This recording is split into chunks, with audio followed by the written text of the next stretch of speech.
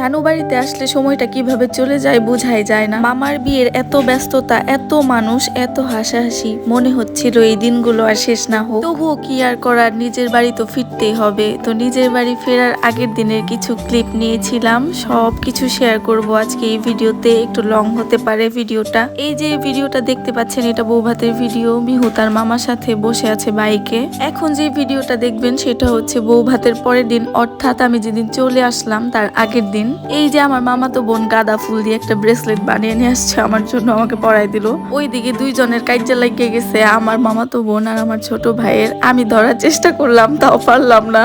এই যে দেখেন, এখন আমরা দুইজনে অনেক আফসোস করতেছি কেন ধরতে পারলাম না। ওদের কাইজা লাগার কারণ হচ্ছে আমার ছোট ভাই ওর টাকা নিছিল, সেই টাকা ফেরত দিল। ফেরত দেওয়ার সময় এমন ভাবে বলে মনে হয় টাকাটাও দিছে, বলে যে যা ইচ্ছা তাই কিনা খাইস।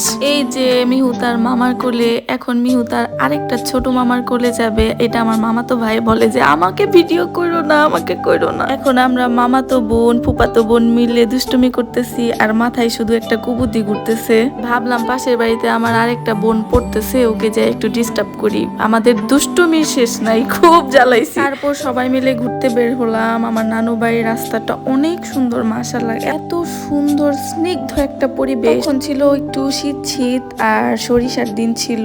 আমার মামাতো বোন, এটা হচ্ছে ছোট মামাতো বোন, আর আমার মেয়ে, দুইজন মিলে দুষ্টুমি করতে। আমার নানু বাড়ি এলাকায় হিন্দু বেশি, তারা সবাই অনেক আন্তরিক, আমাকে অনেক আদর করে। আমি প্রত্যেকটা ধর্মকে খুব সম্মান করি, কারণ তারা সবাই মানুষ। যে যেই ধর্মেরই হোক, এক ধর্মের হয়ে আরেক ধর্মকে ছোট করা কখনোই আমি সাপোর্ট করি না। এটা হচ্ছে সাথী, আমার মেয়েকে কোলে নিয়ে আছে যে, আর ওগুলো আমার মামাতো বোন। এই সাথী কত বড় হয়ে গেছে, ও যেদিন হয়েছে সেদিন আমি আমার নানু বাড়ি ছিলাম। তো আর কি, এই যে পরের দিন আমি চলে যাচ্ছি, আমার বোন আরেকটা গাঁদা ফুলের ব্রেসলেট বানায় আমাকে পরাই দিচ্ছে। ওদের সবাইকে অনেক অনেক মিস করব, এন্ড এখনো মিস করতেছি।